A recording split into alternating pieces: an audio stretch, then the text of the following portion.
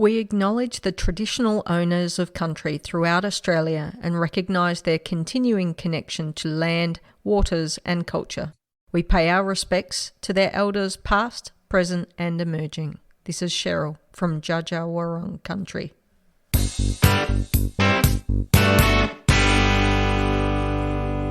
How many people in New South Wales got a haircut so far this week, and how many have already booked in? I think many of the hairdressers are already booked. Hey, we've started. My name is Cheryl Downs. I'm one of the gang who presents the Beyond 90 podcast, and I'm very, very happy to have a bunch more of the gang on the pod with us. Hopefully Steffen will join later as per normal, but we've also got Eric, Dale and Madge on the pod with us today. So g'day, welcome everyone. Hope you're all going well. Madge, have you been well?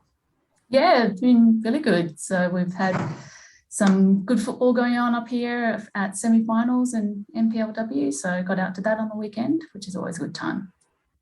Now, I have it on good authority that Eric is out of lockdown because he's posting about food again out in the cafes. Is that something that you've missed, having been in lockdown, Eric, but you're feeling pretty good about life now? Oh, that's an awkward pause. I think we've lost Eric. How about we throw... Oh, maybe not. He's back. Speaking about awkward things, maybe we talk to Dale about, you've been reminiscing recently about wearing pants. Can you tell us a little bit more about that? So I was talking to a colleague today. I've been doing some peer-to-peer training at work, and with lockdown ending, I think as of next Monday, we got a notification that we'll be back in the office. And it'll be the first time that I've actually worked in an office since November of last year. So I don't know if my work pants are going to fit. No. I haven't worn jeans for most of winter because obviously we haven't been able to go out. So there's no point in wearing jeans. But yeah, if my pants fit, happy days. I can't see it happening though. Do you think that they'll allow a change to the dress code? I think I might be popping down to my local Lowe's for a fairly cheap pair of pants until I get back into the gym, to be perfectly honest. Sounds good. And Eric, we were just talking about you back on the bandwagon. You're posting about food again, but then we couldn't get a word out of you. Oh, and we're still not getting a word out of you. I think he's on mute. Oh, he's on mute. Oh. Ha! That's funny. You'd think if someone who works in a call center would be able to figure that out. I was going to say, God, Eric, you're giving us a bad name.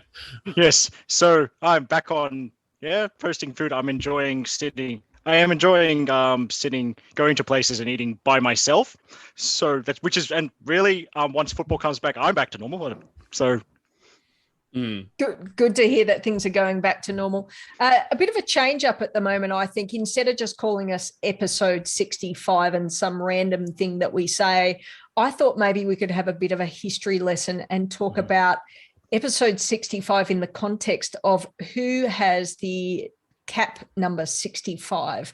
And I don't know, I don't know if I should put any of you on the spot and say, have a wild guess, because my chance of getting it right would have been 0%, but I hope that after the podcast, for the 4 or 5 people that listen to us, thanks to all the mums and whatnot out there who are listening to us on the podcast. But cap number 65 was actually worn by Sharon Young, and Sharon was a defender for the Matildas. She debuted in 1991. She only had 4 A international matches, 6 total. But interestingly, and I don't know whether or not this is something that Eric will really love, is that she represented Australia in both outdoor and indoor football. So how about that? Go. That's good. Although there are like 3 Australian national futsal teams because there's different associations. So who knows? I mean, maybe she's played for all 3 Australian national teams, and that would be even better, I think. That would be even better. So now I feel bad for cap number 1 through cap number 64 because we haven't gone through those. Although we cap number 1's been a guest, so that I was going to say, come on, we've got a lot of awards named after cap 1 to 60. Yeah, so we've only got 63 in between that we've missed. So cap 66 we'll talk about next week, just as a little bit of history. So Sharon Young is your cap number 65. Hope everyone remembers a little bit of that trivia. Let's talk about hot topics in the week in football, and just quickly one that comes close to my heart, and Madge, maybe close to your heart as well in terms of the Matildas and the Madtildas, or the Matildas active support, is the Asian Cup Draw is coming up on October the 28th, 6 p.m. Australian Eastern Daylight Time. If you want to watch that on YouTube, we'll post a link to that as well. But Madge, your thoughts on Asian Cups? Would you be there if it wasn't for Rona? Would you be there with bells on? Oh, yeah, if it wasn't for Rona, we set a travel group up. We thought we'll be optimistic for the Matildas active support. So we were putting all of our hope behind things clearing up in time for the Asian Cup. I don't like the chances at the moment, and I think it'll be, even if it does open up, I think it'll be a lot of people's personal choice as to whether or not they'd be wanting to take that trip over to India next year. But it's such a great tournament, and I think it's one that we've got such a great history in. Everyone remembers that final in the pouring rain and the mud and the penalty. So it's always a fantastic tournament to watch, and some of the teams are getting better and better every year. I mean, Thailand, we know, gave us big trouble last time, and Vietnam, of course, are getting better as well. So it's always great to see the development in the region. And I think the guys are just waiting, or maybe Eric in particular is just waiting for an announcement of the Philippines and how they'll be there. I think they qualified. Yep, they're there. Are you going to run off and watch? Nope. It's during dub season. It's during dub season, and I've already set my heart on as many trips to Canberra and Newcastle as possible. Also, that's really all the budget allows. So, yes. Fair call. Well, I wonder whether or not 12 years after they won the Asian Cup in 2010, so I can do all the math, whether or not it could be a good opportunity for the Matildas. Obviously, there have been some challenges in the news and bits and pieces lately, and I don't want to discount any of that, but I wonder whether or not, without the pressure of having to qualify for the World Cup on their shoulders, if it could be a good opportunity for the Matildas. But it might also be an opportunity for Tony G to keep working away with the squad of the Matildas. Speaking of which, the squad for the Matildas' upcoming matches against Brazil have just been announced. Dale, your thoughts on any particularly exciting bits and pieces, some omissions through injury? And go. I think there's been a few. Obviously, there's a couple of omissions that it's a shame that they're not there. It is interesting to see all these players kind of coming back from abroad as well, which isn't something we've really had to think about recently, because obviously all of our international have been overseas. But yeah, it's just, I think even just aside from the squad, it's good to see that we're kind of giving a few younger players a bit of game time. Briley Henry is one that comes to mind. Pretty incredible that Briley Henry has been called up to the Matildas team at the age of 12. Yes. I would be shocked if Briley Henry has more than a dozen W League appearances. She does not. Which 11. Which is just incredible. So good for her. She obviously must have been impressed at that training camp that they had a few months ago. But in terms of players that I'm just really looking forward to seeing the kind of development of the players who have been playing in Europe specifically. You think obviously Sam Kerr, we know how good she is. We saw how good she was at the Olympics, but the kind of players like, Steph Catley coming back from a calf injury that we haven't really seen. You've got potentially Polks and Emma Checker, who's been overseas playing consistently. So I'll be interested to see how those kind of players whether they've gone up a level or whether they've kind of sat where they are usually. Emma Checker is one that I'll be really interested to see, just because she's been training with the WSL team. But yeah, I mean, there's no huge surprises is my point. Is Princess Abini in the squad? Because she does feature in my Sydney FC preview. So that's good. That means that my Sydney FC preview does not have to be edited. So. Yes. Well, and Alanna Kennedy, quick little shout out for my Queen of the Week, because I'll probably have to drop off the pod before we finish up. But I'm picking an early Alanna Kennedy 100th appearance and giving her my Queen of the Week. So I think that's exciting. I think the other thing that's maybe not necessarily exciting but interesting is that there's a stack of defenders in this squad. Not so many midfielders, not so many forwards.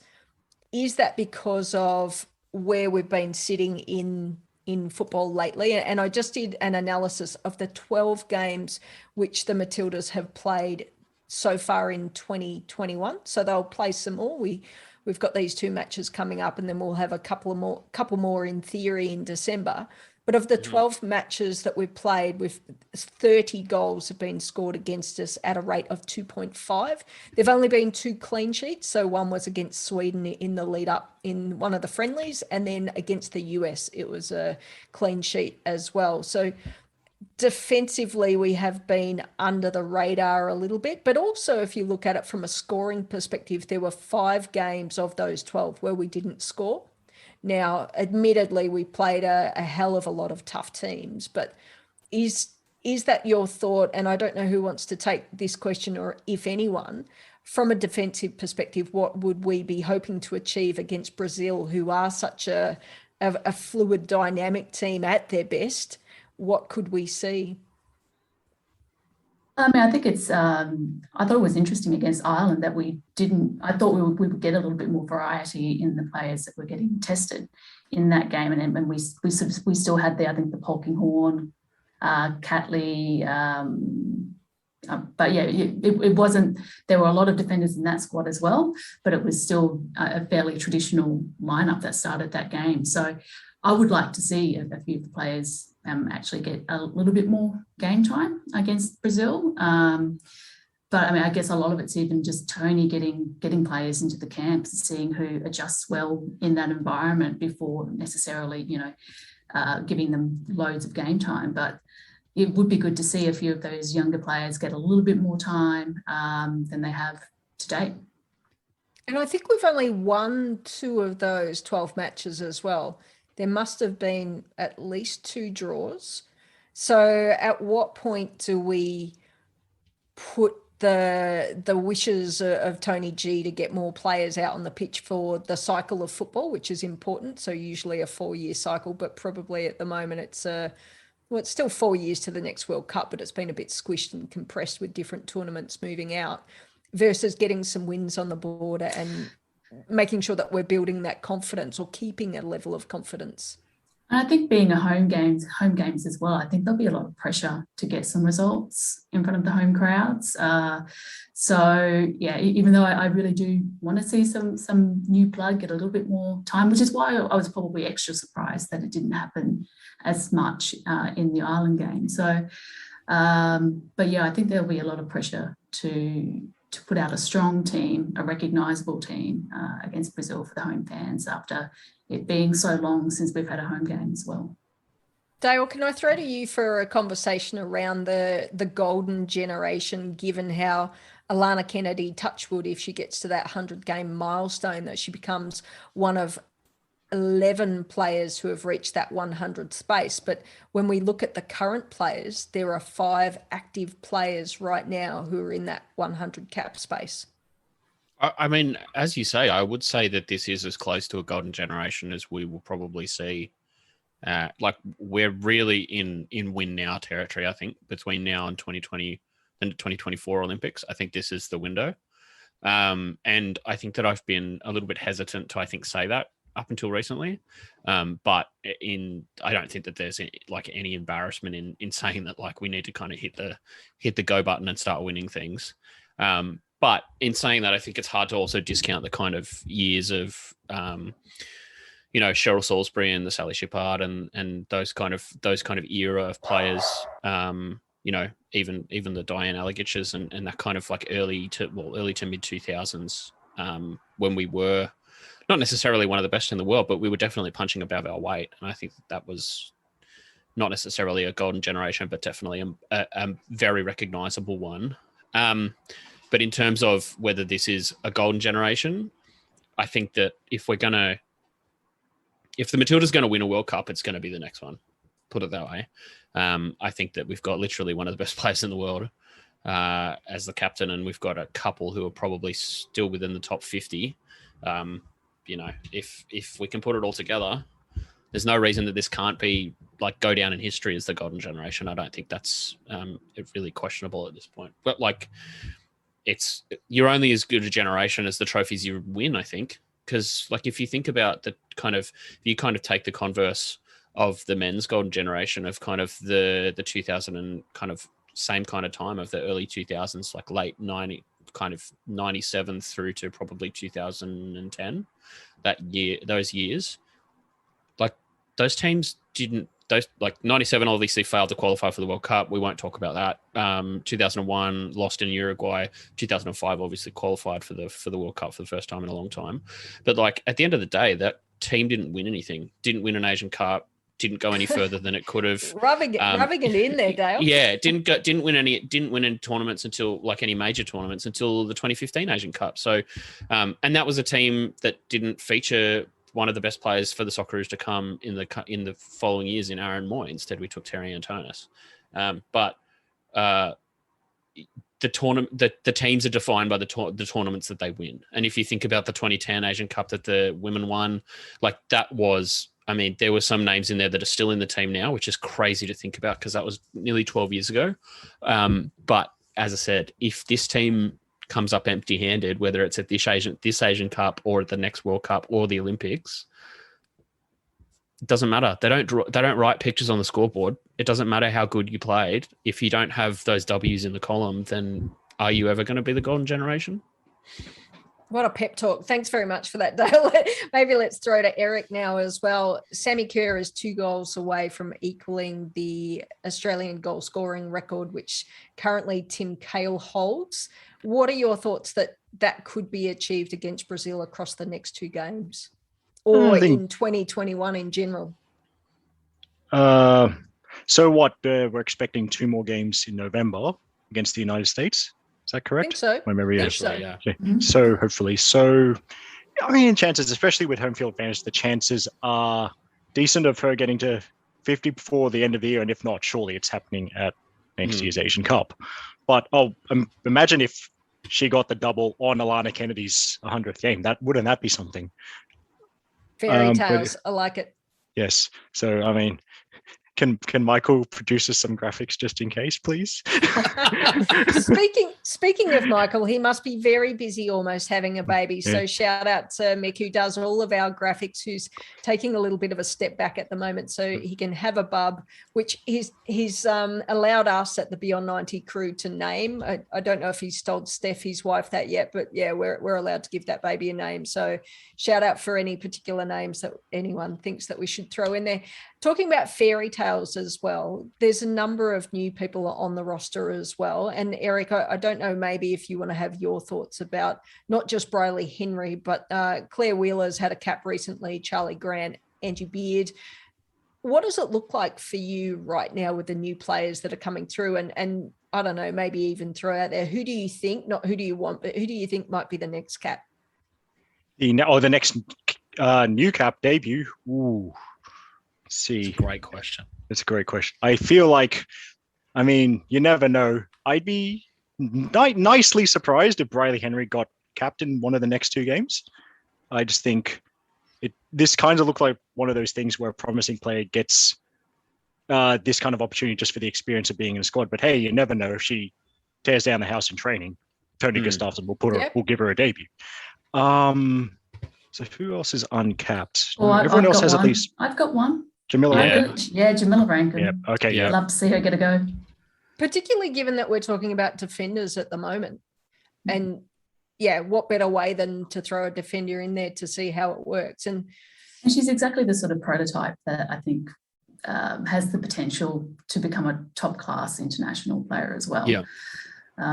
Athletic, fast, strong. Yeah. How old is Jamila Rankin? She's still in her 18. 18. Yeah, 18, 19. Born in 2003. Yes, sir. Yeah. So I was going to say mine would be Jess Nash.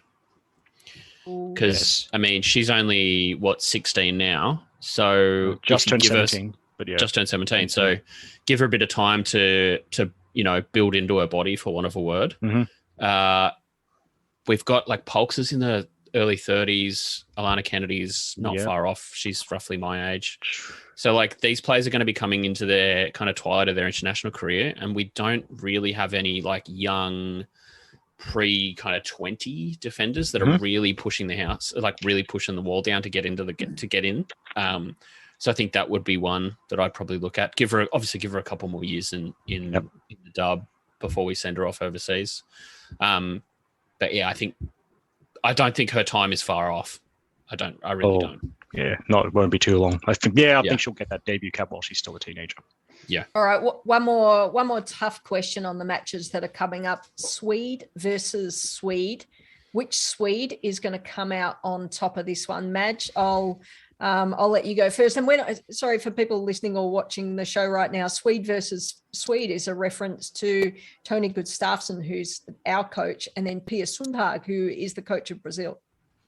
Yeah, well, I mean, Pia really had Brazil looking quite good at the Olympics. So, I mean, I think the Brazil that came out to Australia a few years ago, I don't think that's the Brazil that we're getting. I think it's going to be really tough matches.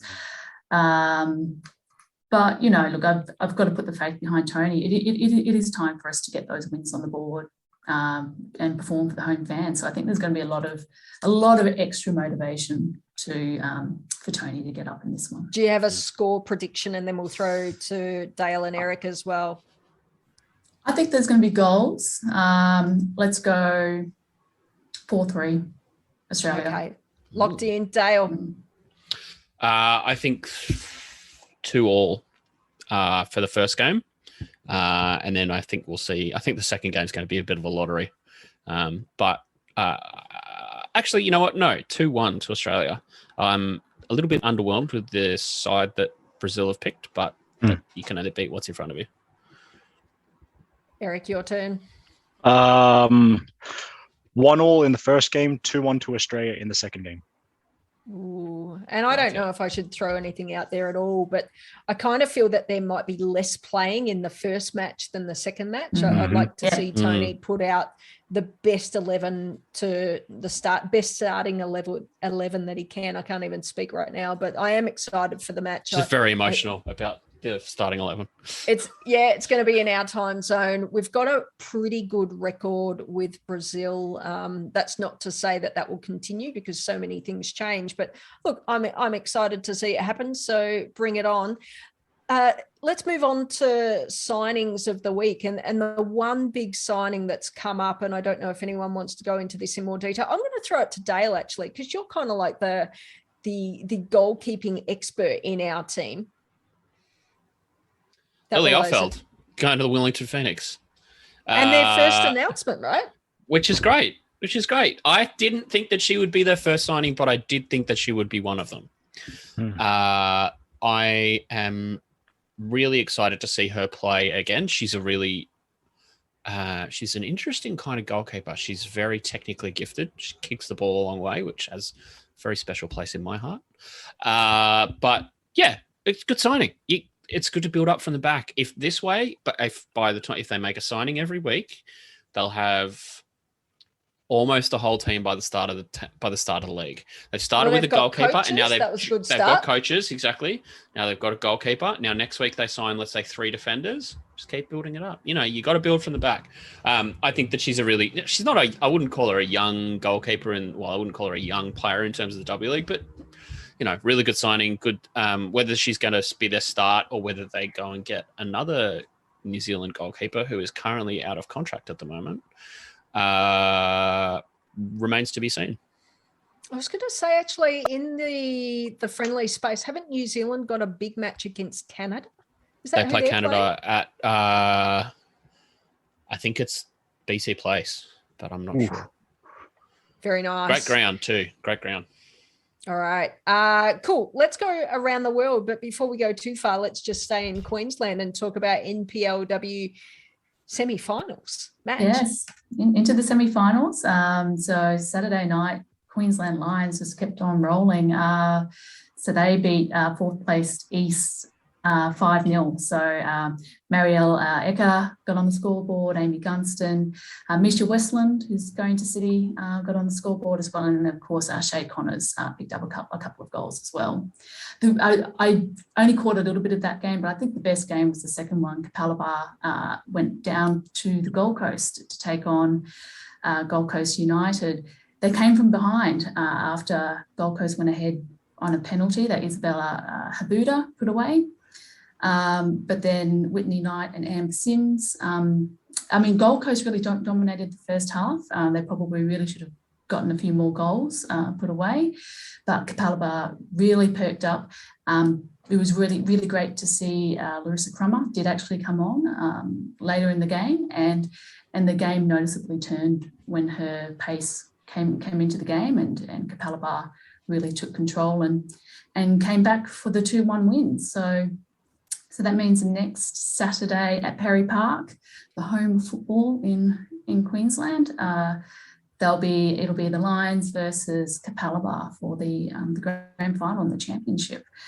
And other news of note was, of course, the NPL Queensland split into 2 divisions this season, and Brisbane Olympic were promoted from the playoff group that's happened this year, so they'll be promoted up into NPLW next year, having come top of the table there. And then so now we've got the NPLW and the FQPL as a second division here in Queensland. Dear, thanks very much for that, Madge, and look forward to having more and more news on Queensland football, partly because it's one of the places that has been playing football, but also because it's the home of probably more Matildas than any other state. I'm looking at you New South Wales folks, but I think Queensland might pip it. Definitely per head of population. Yeah. Even in terms of, I'll have to go through my encyclopedia of Matildas book and see where it's at. Dale, do you want to take us through the Women's Champion League results? Love to. If only I prepared some kind of document to help myself through this. Oh, look, I've done just that. Alrighty, let's get us started. In terms of the UWCL, so first game of the match day 2 was at Aller Park, Wolfsburg 5, Servette Chenois 0. Tessa Templin got 73 minutes for Servette. Unfortunately, in those 73 minutes, they conceded 5 goals. Never good. I've got to say, Wolfsburg probably could have won this game about 15-0. Not necessarily because Servette were not very good, but like Wolfsburg really just didn't take the foot off the throat for the whole game. They were really, really impressive to watch. I know that it's Servette's first continental competition, but they were really, really good. Second game in that group was Juventus 1, Chelsea 2 at the Juventus Arena. Sam Kerr started that match for Chelsea and got a full 90 minutes. Juventus, of course, coached by Australian heartthrob Joe Montemurro. Just want to give a big shout out to the people in Torino, because 16,761 were in attendance at the Juventus Arena, and it was the largest crowd at an Italian match in Women's Champions League history. So that is great. It was a great atmosphere. Yeah, it was. It was great stuff. When Bonansea scored Juventus's goal, the place lifted off, which is really, really good to see. Juventus, obviously the biggest club in Italy at the moment, and the way that they're spending money will probably be there for a long time, but it's really good to see that the public is getting behind them, which is great to see. Juventus, funnily enough, a publicly traded club. There you go. Group B, PSG 5, Kharkiv 0 at the Stade Jean-Bouin. PSG pretty dominant in that one. Again, really good to see PSG's ultras out supporting the team there. Real Madrid 5, Brelabik 0 at the Estadio Alfredo Di Stefano. Hat-trick for Caroline Merla, who became the first Real Madrid player in history to score a European hat-trick in a women's competition. So obviously Brelabik and Kharkiv play next week, or within the next match day. So that'll be good fun. That I think will be a really interesting game to watch, actually, because they've both been kind of trounced this week. So that should be a good square off. And PSG versus Madrid will be, I think, a really good watch. Caroline Moller is the tallest woman I've ever seen. How tall? Well, actually, let me rephrase. In comparison to her teammates, because she has a very diminutive winger on her right side, and the photos of them cuddling after the goal was very funny. In Group C, Kerga 0, Barcelona 2. That was at Kerga's home ground. I was really impressed with them, actually. I think they made a really good comeback after their performance against Hoffenheim last week. They were unlucky to lose by 2. They had a penalty Barcelona scored a penalty right at the end of the match, but Kurga really could have kind of at least come away with a draw from this one. Arsenal 4, Hoffenheim 0. That was at Meadow Park, one of only 6 grounds in the UK to have hosted a Champions League final. Ford and Catley were subs. They came on late in the second half. Lydia Williams, unfortunately, again, was an unused substitute. Manuela Zinsberger is obviously fairly comfortably the number 1 there. You would expect that Lydia would probably get some time in the FA Cup, but the Arsenal and Chelsea don't come into the League Cup or the Continental Cup until the quarterfinal stages because they're playing in the Champions League. We'll get onto that later. And in Group D, Bayern 4, BK Häcken 0. That was at the Bayern campus. Dylan Holmes and Melissa Mijatovic, unused subs. We like to keep an eye on former W League players. As BK Häcken went down. Pretty comprehensive win by Bayern in that one. And Lyon 5, Benfica 0 at the Parc OL. Ellie Carpenter did get a start. She got 57 minutes. By the time she came off, they were like 4-0 up. Ada Hegerberg's first game back from her ACL, which was really good. She came off the bench, got a decent amount of time, which is really good to see her coming back. She, from memory, is the all-time top scorer in European competition. And if you get a chance to watch the highlights from that, Melvin Millar scored a pretty sick bicycle kick. Wow. Get your I didn't see eye that. holes Right. around that one. All right. Thank you very much for that, Dale. And we'll put you back in the hot seat in a little minute unless someone else wants to take us through all of the football in the UK. But I'll take a quick moment just to talk about Alex Chidiac playing for Jeff Chiba. They actually had a 2-0 victory for a change. They haven't had a great start to the season so far, but they defeated AC Nagano, if that's the right way of saying it. And it actually puts Chiba in a better position. They've moved up a couple of places, I think from 10th to 7th on the standings. So good to see. In the UK, the FAWSL resumes on the 6th of November. Until then, there's a little bit of Conti Cup stuff that we haven't talked too much about, but I just point at anyone and see which one of you wants to take it. There you go, Dale. I'll take it. So, Conti Cup, the strangest and silliest competition in world football starts again this year. Yes. So the way that the Continental Cup works is that teams are divided into 5 groups. There's 2 in the north, 1 in the Midlands, and 2 in the south. So they're obviously geographically split. And the top teams go through. Usually the top teams go through, and then the teams who go through to the Champions League or who qualify for the Champions League don't come into the competition until the quarterfinals. Manchester City did not qualify for the Champions League, as we're all well aware, after being knocked out in the qualifying stages. So that means that the second best team, or the best second place team, has to go through on points per game. It's a little bit weird, but just kind of go with it. It's all vibes at this stage. So in Group A, Liverpool won, Aston Villa won. Liverpool won that game 5-4 on penalties. The way that this competition works is they go straight to penalties after 90 minutes, so there's no draws. Emily Gilnick did not feature in that one at all. It wasn't even on the team sheet. Sheffield United won. Sunderland won. That was sore toe. She has a sore toe. And she does, yeah, turf toe, if I remember. Turf toe. Ooh. Turf toe, maybe. Blackburn Rovers have a bye in that one. Group B, Manchester City 5, Everton 1. Everton really stunk this game up, just for the record. That was at City Academy Stadium. Kennedy started and got 90 minutes. Hayley Russo was not on the team sheet, and that was the game that was Willie Kirk's last as Everton manager, as he was dismissed from his post after that match.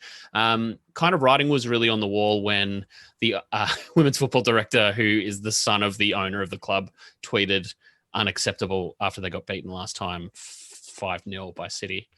Durham and Man United played out a 2-2 draw, but Man United won that game on penalties.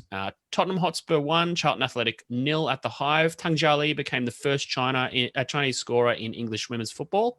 She scored the winner for Spurs, which is pretty cool. Kaya Simon was a sub and got 27 minutes. Rhea Percival did not get a run for that one. The other game in that group was Coventry United 3, Watford 0. Reading 0, Bristol City 1, and Lewes 1, Crystal Palace 1 at the Dripping Pan, which is A, the coolest name for a venue in the whole world. B, all 9 goals in this match were penalties. And C, it is one of the oldest grounds in the Football League, in women's football, because it was actually played on in the 1700s. In Group E, we do have London City 0, West Ham 1. Anna Leet young New Zealand goalkeeper, got her first start for West Ham, so that's really good to see. Tamika Yallop started and got 84 minutes. Mackenzie Arnold, as we said, was an unused sub, and the last game of that round was Birmingham City 0, Brighton and Hove Albion 1. Cool. May as well keep rolling into the FA Cup. I haven't even looked at the FA Cup. Well, the FA Cup, it is coming. That one today. You've got a couple of weeks before we need to get too worried about it, but I think the matches are scheduled Sunday, the 31st of October, which is quite possibly, I'm just trying to think about the time difference. It might be very, very early Monday morning, Manchester City versus Chelsea. And then later on that same day, Arsenal against Brighton and Hove Albion. So you've got a couple of weeks to get there. And that's from the previous. There's no WSL until like mid-November now. Yeah. There's an international break. And then there's, I think, one WSL game, and then I think there's another week of Conti Cup or something. It's weird. Yeah, English football is all over the place. Well, and the thing is that they get to play so much football. Here we're kind of like W League, 12 weeks. I think I worked out that they get a minimum of 26 games. I think they get a minimum of 30 games per season or something ridiculous like that. Whereas we're just can we have like 15, please?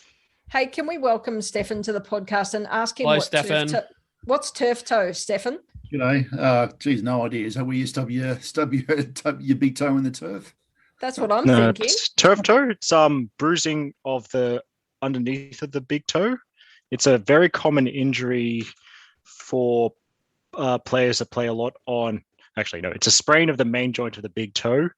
But it's very common in players that spend a lot of time on synthetic surfaces. It's very common in the NFL, and it's not fun.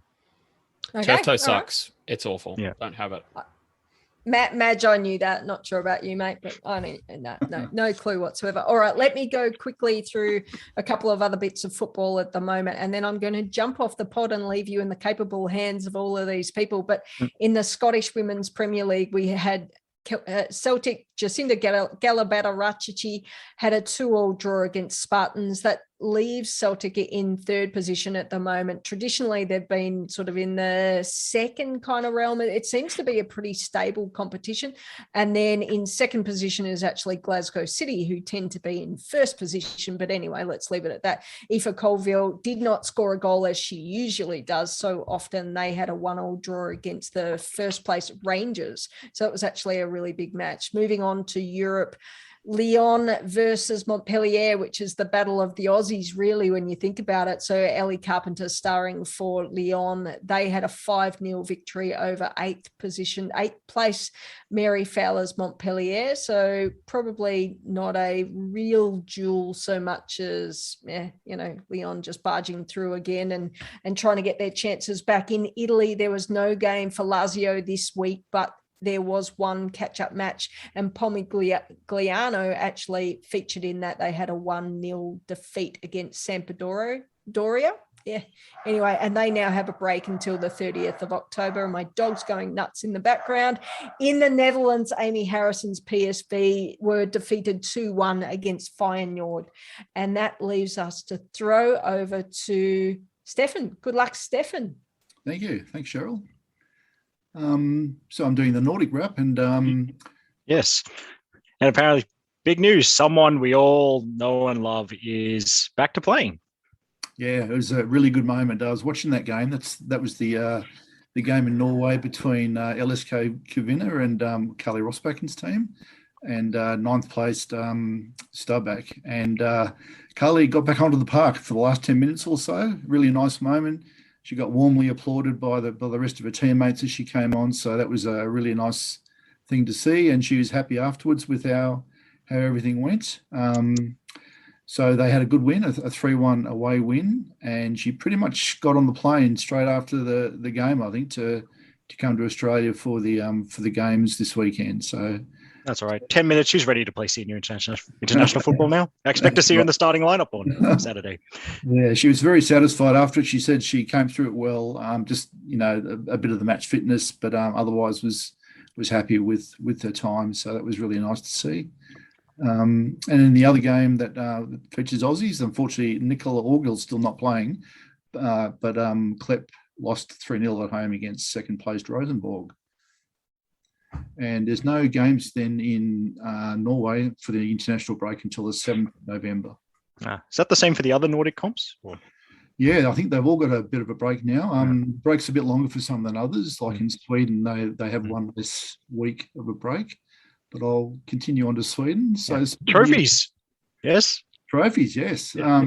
So they too played their third last game of the season. But Rosengard, which is where Tegan Micah and Charlie Grant play, with their 3-2 away win, they have racked up sufficient points to take out the championship. So there's some jubilant photos online available, and very happy, obviously, for both of those two playing their first seasons in Sweden. So it's a big moment for them. So congratulations to them and their team. There's also a very funny Instagram story, I think it was on Tegan Micah's, of Charlie seeing snow for the first time and also copping a snowball straight in the face. But she took it with good humour and a giant smile as usual. Oh, I'll have to find that and put that in the wrap. That's great. Yeah. Yeah, they also won their postponed cup game from against Balby, which is a second-tier team. They won it 4-2 away, but neither of the Aussies played in that game. So, yeah, big week for both of those two. It's fantastic to see. Just continuing through the other games featuring Aussies. Second place, BK Häcken were defeated in the Champions League, as Dale said earlier on. But then that weekend afterwards, they were held to a 0-0 draw away to 10th placed AIK. And Dylan didn't find time on the park off the bench for that one. Down with Vittsjö, Polks, Claire Polkinghorne. She played 90 minutes as usual and scored their first goal. So it's always I'm a centre-back myself. It's always a big moment when a centre-back scores a goal because it happens so rarely. And she's got this massive beaming smile. So that'll definitely be going in the wrap this week. You can immediately tell from the photos when Polks has scored a goal. Yeah. Yeah, just brilliant. So, yeah, 3-1 home win against Hammarby, which is KK's team, but KK's obviously still recovering from her knee procedure. And that lifts Vittsjö to 5th and drops Hammarby to 6th. So that team, Vittsjö, they've done really well out of the Aussies there. Like when Emily Gilnick joined them last year, they were right down the bottom, and she helped lift them up in a striker partnership with Clara Markstead there, and Clara's still there. But Emily's gone, but Polks is now. I watched the game from last week on Swedish TV, and that was the draw with Häcken, and Polks has got a really vital role to play in that team. She's one of the two centre backs. The other centre back is like a tall stopper type person, but they've got a really good partnership going, and just so cool on the ball, and just knows the business, and is serving that team very, very well. So anyway, on to the final game involving an Aussie in the squad is Vittsjö with Winona Heatley, and they lost 5-0 unfortunately away to 7th place Linköpings, I've heard is how you pronounce it. And Winnie unfortunately didn't get on the team sheet for that one. So on to Denmark and Fortuna Huring, who really should change their colours to green and gold, right? With all the Australians they have. They should. In fact, they had a couple of visitors this week, didn't they?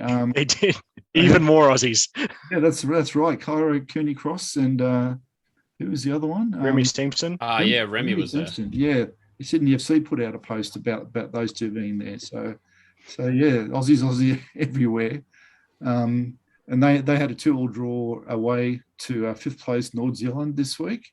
And Claire Wheeler and Angie Beard and Indy Riley all started. So it's nice to see Indy getting some starts the last couple of games. She had been coming on for the last half hour for most of the season, but the last 2 games she's had a start. So it's really good. Alex Wynn on the card, but didn't see any game time. And their break as well is on for the international break, but they're back on the 1st of November. And finally, Jenna McCormick with AGF. Had a very narrow 2-3 home loss against 4th place Ty Thisted, Q. There's a Q on the end of that. I'm not sure why the Q is on the end of that, but anyway. And Jenna played the full game as is normal for her as well, playing in that defensive role there. So Yeah, Has her black eye finally healed yet? Or? Yes. Excellent. Yeah, there's a picture of her doing a signing after the game, and she looks like normal Jenna again now. So excellent. Yeah. No, I don't know. I can't answer your question about the queue, but I've just looked Tight queue up on Wikipedia. They're a joint venture between 5 different clubs, and because it's Denmark, I'm not going to pronounce any of those names. Very wise. And then so that's it. Oh yeah, that's right. So that's your Nordic wrap. Thanks again, Steffen. No worries. So thanks. Hammarby had that amazing post that Molly retweeted recently about they played in front of the men's team had the international break and they played at the men's stadium. Unbelievable scenes. There was like 30,000 people there. Yes. Yeah. Really, really good. That's what we want to see more of. Yep. Also, they have an arm wrestling and an orienteering section. Yes. Gotta love a general sports club. How good a multi-sports club. It's like Barcelona have a bandy team. Yeah, they have a roller hockey team. It's incredible. Yeah. Okay, so thanks to Chevel's lovingly prepared notes, I think we just got one more Aussies Abroad update. It's Emily Van Egmond. Unfortunately, bad news for her Orlando Pride, losing 1-0 to Chicago Red Stars and then losing 3-1 to Racing Louisville. So that's it. And now we are on to our Queens of the Week. So who would like to go first? Mad, you can start us off. Yep. Well, I mean, mine's actually already been mentioned. I just wanted to give a shout out to that wonderful Bonacea goal in front of the faithful at Juventus. It was the type of goal that I think, the fans showing up just really deserved to see. It leveled the game for them. Chelsea went on and won the game, but it was a fantastic moment. The crowd absolutely erupted in the stadium and it was a beautiful just towing on the volley from the cross into the goal. Really beautifully done as well. My Queen of the Week is the Portland Thorns, who this week won the regular season, known as the NWSL Shield in the United States. They got a win away to Houston in H-Town. And, just another trophy in the cabinet for the likes of Christine Sinclair and Becky Sauerbrunn, Megan Klingenberg. And after the couple of weeks that they've had, a trophy will, generally make things feel a little bit better. So more kudos to them, and a good opportunity for Mark Parsons to kind of go out with a second trophy with the playoffs coming up in a fortnight, because they've got a couple of weeks now, because they've got one more week and then they play the playoffs. Portland will host, and they're also hosting the big dance. And then obviously Mark Parsons will be going off to coach the Netherlands, I believe. So yeah, they're my Queens of the Week. My Queen of the Week has already been mentioned as well. I mentioned Claire Polkinghorne scoring in Vittsjö's game there, their first goal. Claire also signed a 2-year extension this week for Vittsjö, so they're obviously loving what she's doing there. And I was just thinking about her game and how she plays, and when watching that game last week, she's a beautiful reader of the game. You see her take intercepts all the time, so she really sees what's in front of her really well. She's reliable as all heck. She plays an error-free game.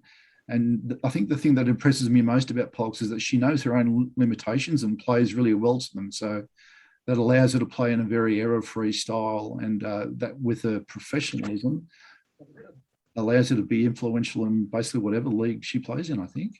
And she's also got some coaching cred, I think, now. So it's interesting for me with Polks, like the point that you make about her ability to read the game. I think I know that she went on loan to Japan, and she's played overseas a couple of times. But it's kind of one of those things where, like, you think of what the potential was for her to go and play in like a really technical European league, somewhere like Spain or Germany or Italy in the years past, and like obviously that their competitions weren't kind of up to scratch at that point. But she's one of those players who's like, in a lot of ways, whenever she plays in the dub, you always hear that she's an ex-sprinter and she's quick, and like she's getting into her 30s now, and she's kind of, the body will slow down, but she's got that real, like, Paolo Maldini ability to read the ball.